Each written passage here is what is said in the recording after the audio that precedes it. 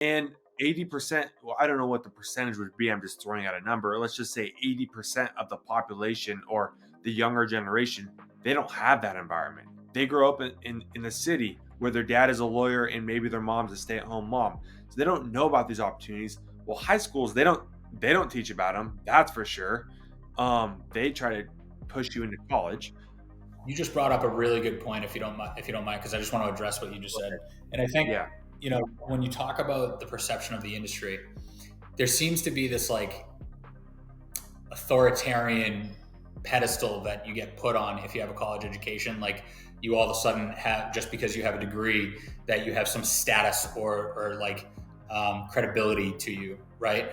When it's like, what gives you status? Making a lot of money, right? So like, and getting that's educated, true. and that doesn't mean college, right? We got to change the perspective from gaining status to making an investment and getting a return on that investment. Like that's the key.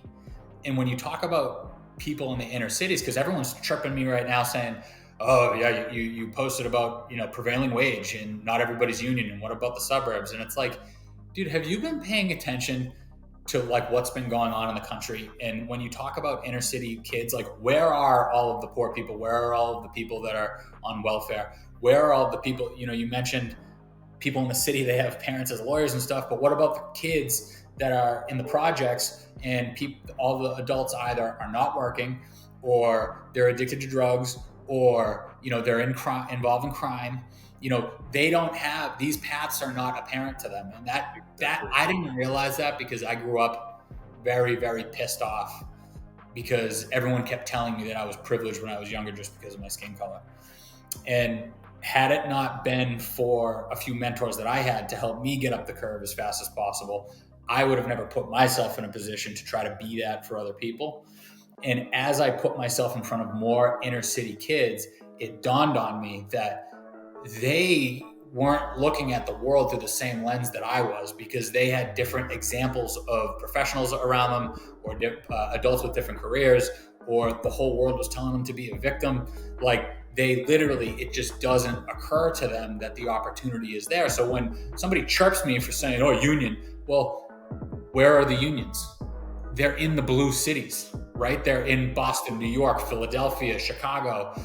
So why aren't we telling these kids, hey, you can make $55 an hour in Chicago as a pipe fitter, and that doesn't include your health benefits, your retirement, your pension, your annuity, your overtime. You could be making $75, $100 an hour, like whatever it is. Where is the messaging there? Like I don't understand. We need to be telling these kids that it's about a return on investment.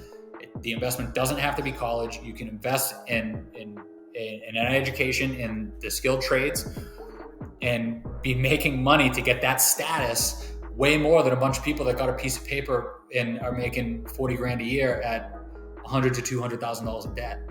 Like that's where the messaging needs to be.